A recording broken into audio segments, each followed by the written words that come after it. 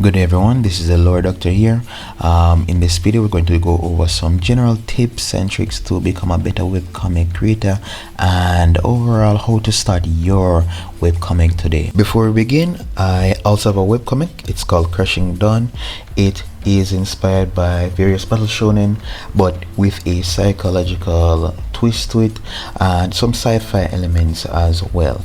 I am a religious person in a sense, so it has aspects of religion, demonism, occultism as well. If you are interested, please follow the link in the description. Creating a webcomic is a lot of work. There is no if or buts about it. It is a time-consuming process, especially if you're not going to get any money for it, and it will just be a passion project. In this video I'm going to go over all the tips and tricks that will allow you to be a better webtoon creator, webtoon artist, or whatever have you. Let us begin. When you are first making your webcomic, you're going to need specific canvas sizes. That canvas size is shown on the screen right now. Please pay attention to the DPI. That is very important if you want to print your webcomic later on in the future, and overall having a higher DPI just makes it looks more polished and overall just makes it look better. Now, for the process of making the webcomic, this is my personal process now. In order to make it, I go by the idea first. Once I have an idea, I do a very rough sketch.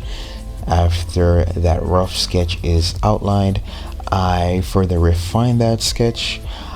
In the refinement stage of your sketch, this is where you are going to put on character clothes, have a general feel for the character, the general character environment, etc., and the paneling as well. As you can see in this footage right here, I am putting some lines dividing the characters that would better help me for paneling in the later steps of the process. So once you have refined your sketch to a certain point, you can then go on to the outlining stage. For sketching, I normally use Deep Pen Soft, but for outlining, I normally use Deep Pen Hard. Deep Pen Hard, as the name would imply, it's a harder pen, it's a darker pen, but it also has some smoothness to it to make your line art look a bit more clean. Now, before you go into the full-blown outlining and coloring stage, it's important for you to go into the paneling stage. Remember those lines that we drew separating the different images? Well, they're going to play some importance right now. When you are my style of paneling, there are many different ways, but the one that I tend to use is I make a sketch of the general position of the panelings. Then I go to the shape tool in IbispaintX. They have that as well, and I select the square option. Now, when I'm putting in a shape, I always make sure to click fill, so it fills it with a color of my choice. I normally choose white. So what I will do is, using those rough outlined panel sketches, I make another layer, put that layer underneath my main drawing layer, and I start putting in the boxes where the panels should be, as you can see in the image right now. Now, once that is finished, I am just going to click on clipping, and that forces the top layer, the main drawing layer, to fit neatly into the boxes, and there you go, you have just finished paneling. Now, once you've finished outlining your work, you've finished paneling it, then you finish up cleaning, make any adjustments that you see fit, then you send it to coloring. And by that I mean you can send it to a colorist, or you can just color the thing yourself. The world is your oyster. And that is the general outline of how I make webcomics. Very quick, very easy, not a lot of time wasted, I think. But now we're going to move on to the more abstract aspect of webcomic creation. General tip number one: do not really worry about the quality of your art. The best way to actually practice that art, I find, is making a webcomic. I always heard that doing a webcomic would make your art progression, a lot more robust, and it has, because you're drawing the same thing over and over again. Not only that, you are drawing things that are constantly out of your comfort zone. So say for example, if I am a artist that I can only draw heads and whatever of you, for a comic you can't just draw heads. You're going to need to draw anatomy, the body. You're going to need to draw objects, inanimate objects. You're going to need to draw vehicles, animals. So it's a fantastic way to get out of your comfort zone, and that naturally boosts your art progression. So don't really worry about that too tough. However, on the flip side, don't be lazy with it. All right, do not be lazy with it. Do not depend on that passive art progression to grow your art skills alone. You are still going to need to actually learn to practice and learn the fundamentals as well. All right, that will help your art progression even more. For me, I'm trying to, while I'm making the comic, I'm trying to grasp the fundamentals, drawing shapes and circles, and watch a lot of YouTube videos on how to grasp the fundamentals of art. And once you do that, you will see that your art is rapidly progressing at an incredibly fast rate.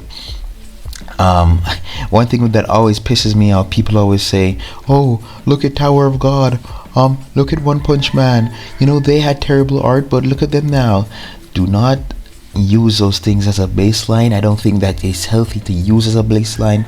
Those things, they are the exception, not the rule. Those characters, those creators, they were extremely consistent, and they got lucky. A good amount of this thing is like luck. Not all of it, but a good amount of it.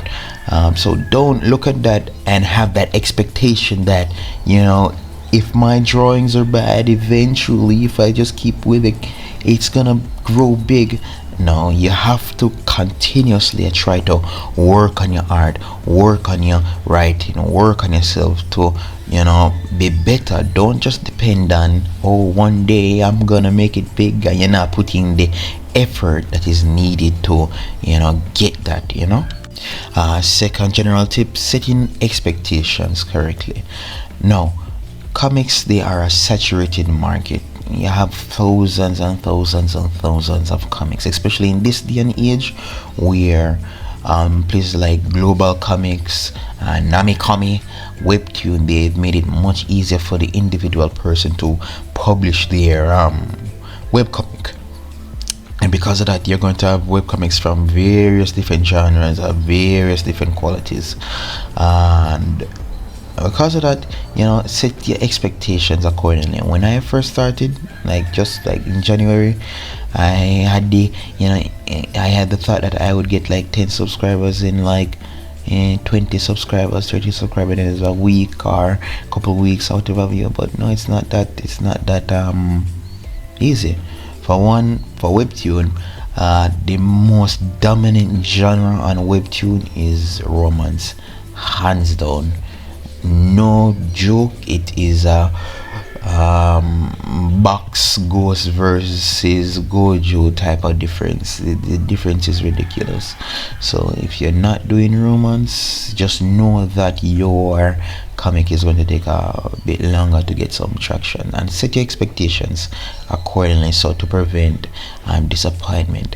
Sometimes it's good to not watch the numbers fully, because that can really mess up your mental state. Take a break, walk away, go outside, touch some grass, talk to your boyfriend, girlfriend, they, them, family members, whatever have you, and then come back, recenter yourself, and just do what you have to do.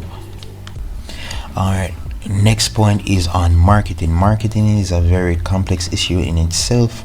I have some links in the description that should help you better understand how to market your comic. You have YouTube videos such as individuals such as what's her name again, Starface, that create a very helpful channel, have a lot of good advice. Go to her channel. She has videos on, a long video on how to properly market your comic, how to properly use the different social medias to your advantage, the advantage and disadvantage of using social media, like TikTok, Instagram, etc. But from my general tidbit, Twitter, you're going to get some traffic there, but it mainly depends on how you normally present your content. You have to present your content in a more relatable fashion, so you can relate to the everyday man. If you can do that, that would work good for you. I found the most success with Reddit, and the thing with Reddit though, once you post something on Reddit, it is kind of like a priority website. What do I mean by that? If I have a post on Reddit that says Crashing Down Webcomic, right? If you go on Google and you search Crashing Down Webcomic, that Reddit post will actually pop up. So it is a fantastic way to get your webcomic on Google, searchable on Google, right? So if you are struggling with that, give that a consideration. Overall, the main point I want to give you for marketing, you have to just try your best to be consistent with it, especially if it's a case where your genre is kind of sticky, or the webcomic that you have doesn't have the best art or whatever view. You're going to have to market it, and you're going to have to, the whole point of marketing is you have to try to find your audience for your specific webcomic, right? Because your audience is out there now, but it's just you have to find them and direct them to your piece, so you can form a community together and overall develop something substantial with it.